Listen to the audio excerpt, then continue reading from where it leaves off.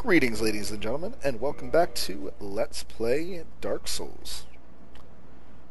So here you can see that we got a new shield. If you missed the last episode, went down and dodged a half-rotted dragon.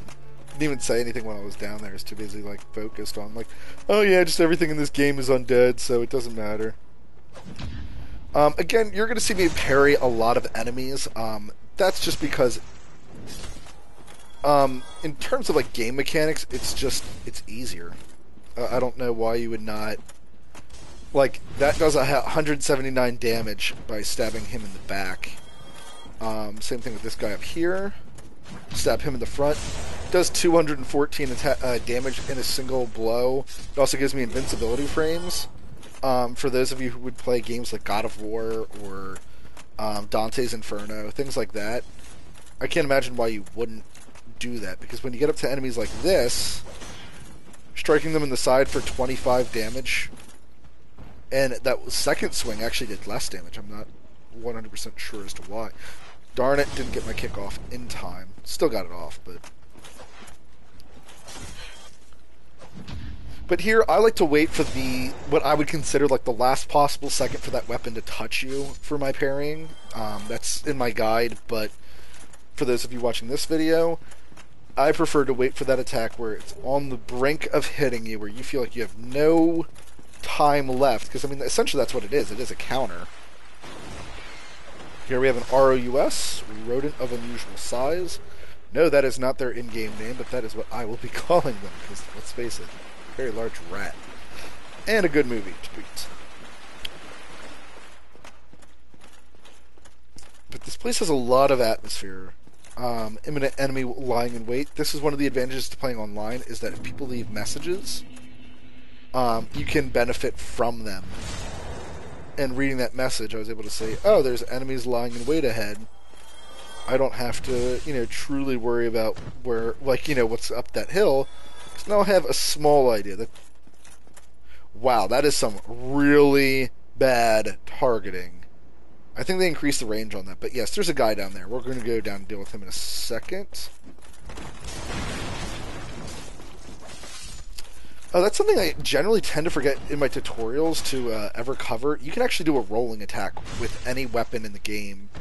Even the shields have a rolling attack, but you just roll and tap R1, and once your roll's complete, you will do a specific attack for that weapon. However, over here there was some barrels. They've been destroyed. I'm not sure by who or what, 'cause same thing. These barrels should be here. Oh, no, these are shards from up there. But you can get some extra souls. Come down here, and that guy is gone.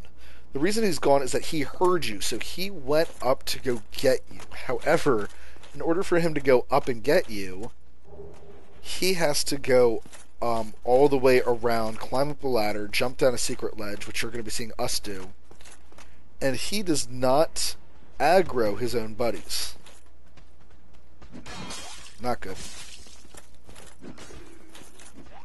So one of the disadvantages to trying to parry as many enemies as you can, I believe you get a small souls bonus. If you see me kill some of these hollow guys, they've only given me 20 souls, and if I parry them or backstab them, I'm getting 24. I believe that is for getting criticals on them and finishing them off with a critical. But not always. Here you can see some enemies. You can just normal attack. I prefer to kick them off because I think it's funny. That was way too early. There you also saw my poise kicking in, because I just 100% took damage and did not get staggered or, did not react to the fact that he was swiping a sword at me. So that is the advantage to poise and why I enjoy it so much. But here we get rubbish. I'll be showing that off later in its purposes. It's not all that amazing, but it can be. There, I'm getting 20 souls. That's from me pushing those enemies down. Here is that guy that we targeted. He was the one down there in that hole. He just circled all the way back up around to get to us. But he cannot get to us because of our location. And for some reason the game makes him stupid that he can't find his way. He's able to find his way all the way back up here to flank you. So if you're busy goofing around, or if you're going out off for dinner, I'd recommend quitting out of your game. That's the other thing too. The enemies won't respawn if you quit out of your game. If I quit out of my game right here, all these dead bodies will be right where they are. All those broken barrels will still be broken.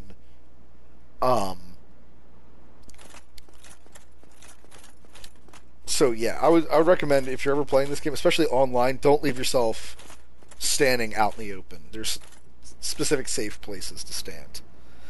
Traversing the White Light in Demon Souls, which was kind of the first game in the franchise, they had fog walls. In this game, they are called White Light. Those are kind of checkpoint markers. That's not always true. It's basically you don't know what's going to be on the other side of the wall. So are you prepared to go on the other side of that wall and face whatever dangers are there? I consider them checkpoints. Aw, so pretty. I love watching that. I've always liked watching it, and then somebody else just made a reference to watching that dragon fly up there, and I was just like, man, that does look really awesome. Not gonna lie. Now here, you kind of walk into an ambush. I'm surprised that nobody ever mentions this, but you have an archer firing at you, and you have 3 guys that will attack you all at the same time. As you can see, I'm doing a terrible job. Estus flasks are great for healing quickly, as well as if you're playing co-op with a friend or even with strangers. It will heal any person that you have, any white or gold phantom. I'll explain that later. But it will heal any of them, and it's the quicker way. The other way you can heal is by using the Miracle Heal, which we went off and got. Ooh, I also got the Estoc, which I'm not using, and I should be. So we're going to do a little bit of a weapon change here. We're going to switch over to the Estoc. The Estoc is part of I believe they're called straight swords, but they are meant for a stabbing motion type thing. So as you're going to see, my attacks are going to get a lot more direct, and a lot of them actually have increased critical multipliers. However, the Estoc is the one that does not. The reason behind this is that the Estoc is the longest out of these straight swords, the swords that I'm talking about at least. Make sure to close the door behind you. The Estoc also has a different move set, so that when I press R2, I actually swing outward, which is very uncommon for the straight swords. Again, if you need practice parrying, these enemies are... Ooh, this is not good. Well, here I get to show off the Heal Miracle. So if you have plenty of time, a very non-aggressive enemy, or let's say you've killed all your enemies and you need time to heal. There's 2 ways to fight these enemies. I prefer to attack them, because when you attack them and hit their shield, they're going to instantly, or most of the time, they will auto-attack, or their auto-response is to attack you back from behind their shield where they're protected. However, the other way you can do it is if you're... Oh, whoops, I don't want to... Wrong weapon to do this. You can kick them back out of their guarding, and this is extremely helpful for PvP. Why is he being so reckless now? Whatever. But here you can see that we're doing a little bit of increased damage as well, and that's also because this is a thrusting weapon designed to get through that type of armor that they're wearing, which is also what I'm currently wearing. But that's why you're going to see my damage, even though this has ooh, that was terrible timing. Yeah, I'm actually pretty bad at parrying these axe guys. I'm 50-50 with it. Like, it's a matter of just knowing your enemy, knowing their attack pattern, and most importantly, don't stress out about it. If you're failing at parrying, put up your shield and fight them a normal way. Well now, you seem to have your wits about you, hmm? Then you are a welcome customer. I trade for souls. Everything's for sale. I love his voice. It's got to be like one of the best jobs in the world is to voice a crazed human being. Here you can get repair powder if you have a problem with your weapons or anything being damaged, or if you're scared about weapon breaking, blah blah blah. I'm not a big fan of it. Never really used it. Same thing if you find like a weapon that you really like that has low durability. This could be a thing that you want to invest in. Usually the weapons that have lower durability, I tend not like them based off that principle. That, like, oh, it has a durability of 60, so, somewhere between 60 and 180, you know, contacting swings, I'm going to have to repair it. I'm not a big fan of that. He does sell things like the Residence Key or the Bottomless Box, which we will be getting. This is also one of the first places for you to go shopping. So if you start off as a deprived, this area is great because here you can sell that see that he sells a variety of weapons. So here's that Rapier, which is a shorter version of the Estoque. So it also has increased critical and a slightly different move set. It's going to be more focused on stabbing than that wide swing that the Estoque can do, or a stock. Here you see some weapons that do regular damage, the short sword or the hand axe. So if you're looking for damage that is going to damage whatever it hits, that's an advantage to using weapons that do regular. I'm a huge fan of strike damage, although this is going to be a dex character. This could be great if you're going to go farm the graveyard. Those giant skeletons, which I didn't show off very well, I just kind of ran from him. The skeletons in the graveyard are super weak to the club or the reinforced club. If you're not going for a strength build, the reinforced club starts off with a higher base damage, can cause a bleeding effect.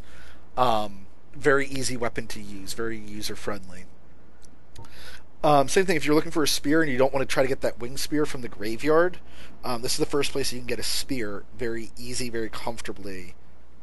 You can also get a bow here, which is actually what I'm going to do. And then in terms of shields, something I just got made aware of and I was never savvy to it. This heater shield is probably like the first best shield that you can get in the game. The stats on it are pretty fantastic. It only requires 8 strength to wield it. That is just amazing. Just absolutely amazing. Stability is 55, which is fantastic. This is probably one of the better shields that you can start off the game with. I have that Dragon Crest shield, so this doesn't interest me, but if you wanted an easy-to-get shield, this is only 1,000 souls, and I can show you there's a circuit you can do up here for farming that is really easy to get that shield. This shield can be useful on a later boss because it has one of the higher magic defenses in the game. It has a starting 65 magic, and from what I just heard on an Epic Name Bro video, if you upgrade this in a certain way, you can make it to be one of the highest magic defensive shields in the entire game, hands down. Like, nothing will compare to it. So, yeah. Here you can also get, arrows, and this just shows the various damage types. Large arrows have a bit of a shorter range, although it doesn't say it on here. It does say it in the description, though. And then these wooden ones will actually have the longest range out of, the types, but they also do the least amount of damage. So you're doing 35 versus 60 damage per shot. I'm actually just going to stock up on a bunch of these because I'm not a heavy bow user, but I like to be able to have that available to me. So, same thing if you start off as a deprived or any other class, this armor set is actually quite amazing. It does have poise on it, and it's just a great overall starting set. I would highly recommend if you're having problems at this beginning portion, farm up real fast and get this. There's very few classes that this is not an upgrade to. The only 2 classes I can think of is maybe the Warrior, I'm not 100% sure about that, and the Knight. The Knight will have the best starting set you can start off with, where you're really not going to want to trade that all out. That's going to be it for this video. Next video, I will continue on. And we will see what's further up. Ta-ta.